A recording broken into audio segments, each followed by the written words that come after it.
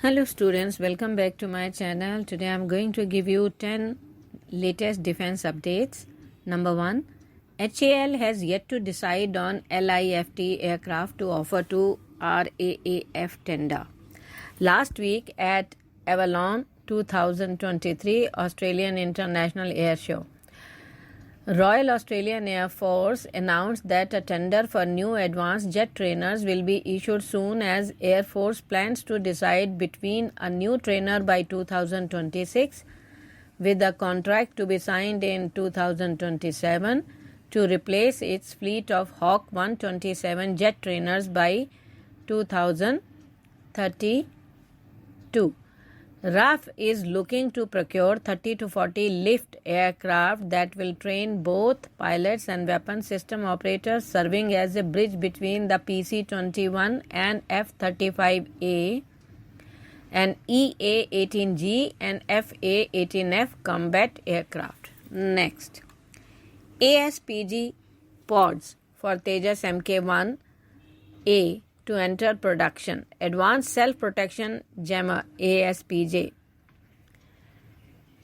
developed for the Tejas Mk1 program that is currently ongoing development trials, will enter production in nearly 2024 and emerge as a key tech system on the Tejas Mk1A fighter jets.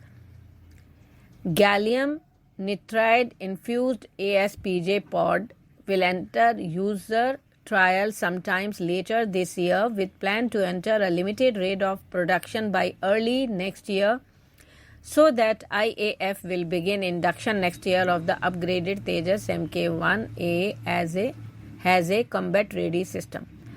Next, friend or foe, that is IFF.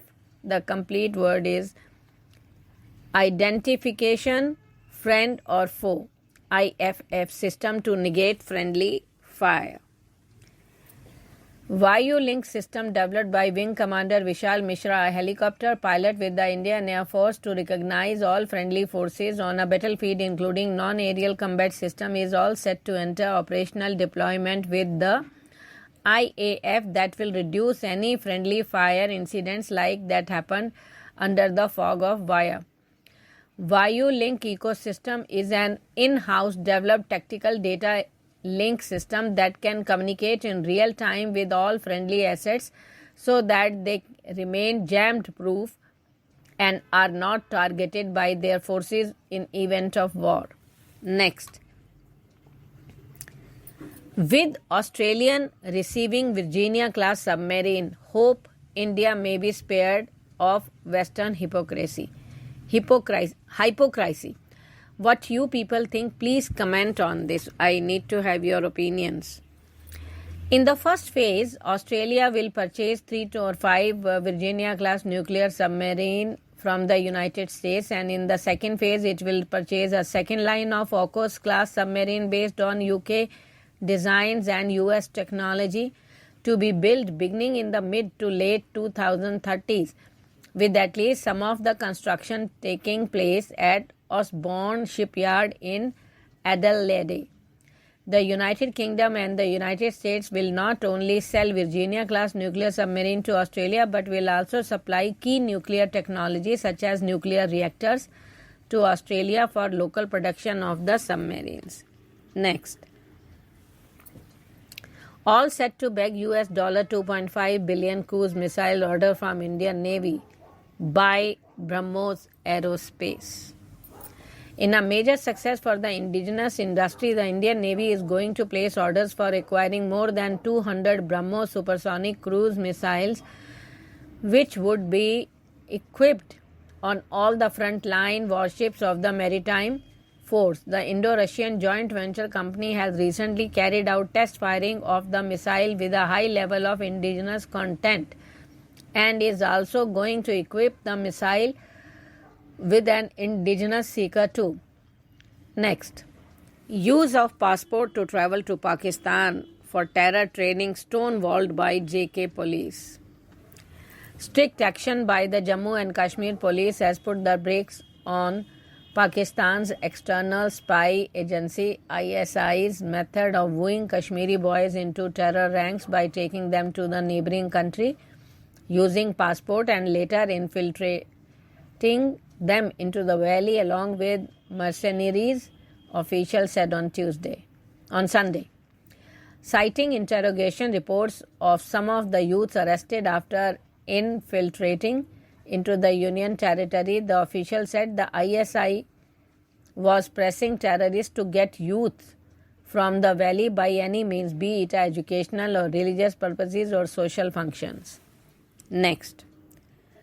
From Apple to Boeing, India is being put on to the test as China manufacturing alternative.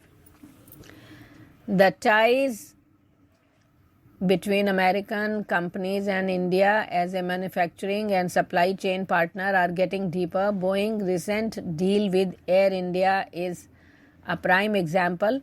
A record-making agreement announced last year for the U.S. aerospace firm to supply India's largest airline 220 aircraft valued at approximately $34 billion, the biggest purchase in the history of civil aviation.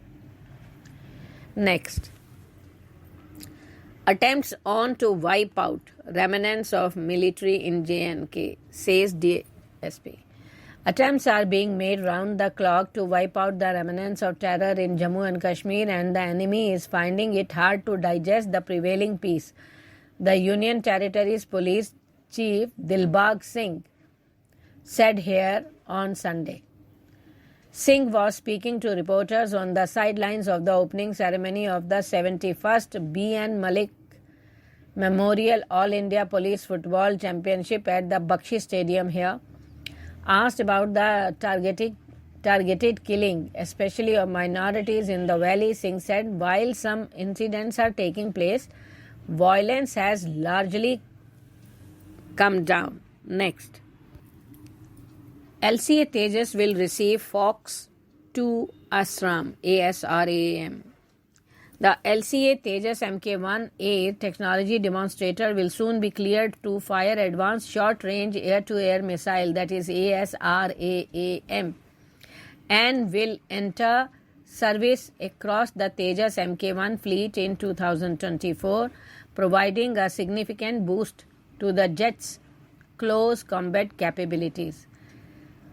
ASRAAM Block 6 comes with new algorithms have been developed to improve its ability to acquire and maintain lock-on to target aircraft despite the use of next-generation infrared countermeasures. Next. Following delays, the IAF has begun receiving JF-17 Block 3 aircraft. The Pakistan Air Force, which unveiled JF-17 Thunder Block 3 fighter jets in December 2021, has begun slow-rate production in March 2023 following some delays caused by supply strains of the Russian RD-93 turbofan engine as a result of economic sanctions. JF-17 Thunder Block 3 fighter jets were supposed to be powered by a Russian RD-93 variant known as the RD-93MA, which generates 91 kN of thrust, which is 10 kN more than current RD-93 engines. But this does not appear to have occurred, at least for the engine used on the small batches of Block 3 fighter jets. Thank you.